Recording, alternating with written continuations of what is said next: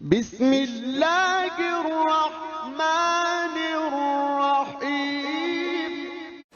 قرآن حکیم میں جو بڑی صورتیں ہیں انہیں تقسیم کیا گیا اس لحاظ سے کہ ایک رکعت میں نماز کی جتنا حصہ آسانی سے پڑھا جا سکے اور وہ ایسا ہو کہ اس میں کہیں مضمون ٹوٹے نہیں، ایسا نہ ہو کہ بات بیچ میں رہ جائے اور امام رکوع کر دے۔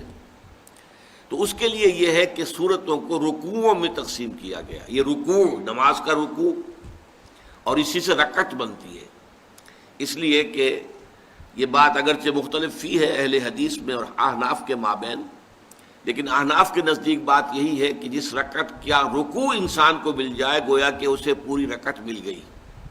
اہل حدیث کو اس سے اختلاف ہے، تو رکعت کا تعلق گویا کہ رکوع سے ہے، اور اسی کے حوالے سے یہ بڑی صورتوں کو رکوعوں میں تقسیم کیا گیا۔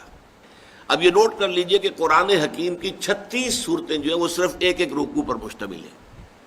سورہ فاتحہ 7 آیتیں، ایک رکوع، اور آخری پارے کی کل صورتیں 37 ہیں، ان میں سے 35 ایک ایک رکوع کی، اس لیے کہ وہ آسانی سے ایک رکعت میں سب پڑھی جا سکتی ہیں۔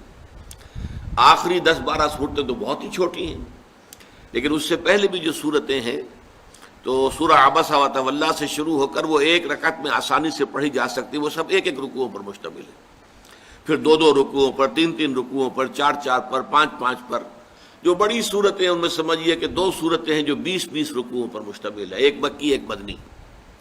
اسی طریقے سے 2 صورتیں ہیں کہ جو 24 رکوعوں پر مشتمل ہیں، ان میں بھی ایک مکی ہے ایک مدنی ہے۔